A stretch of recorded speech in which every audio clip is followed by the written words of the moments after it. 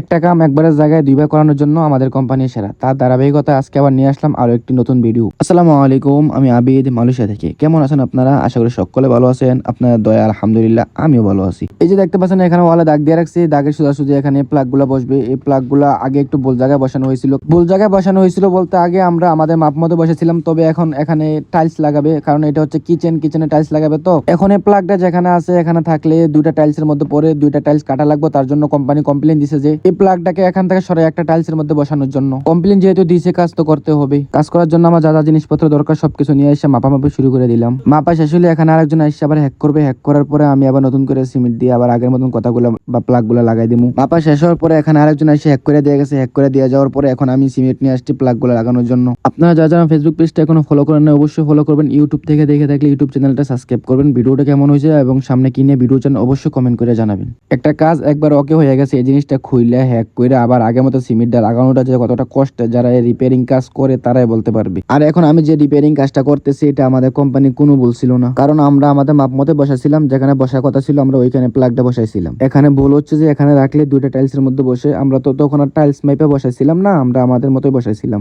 আমাদের মাপ যেখানে আসে আমরা ওইখানে বসাইছিলাম। এই প্রজেক্টের মালিক চাচ্ছে না যাতে একটা প্লাগের জন্য দুইটা টাইলস কাটা লাগে, তার জন্য রিপেয়ারিং এর কাজটা করা হয়েছিল। আর আজকে ভিডিওটা এতটুকু। ভিডিওটা কেমন হয়েছে অবশ্যই কমেন্ট করে জানাবেন। আপনারা সব ভালো থাকবেন, আমার জন্য দোয়া করবেন। আল্লাহ হাফেজ।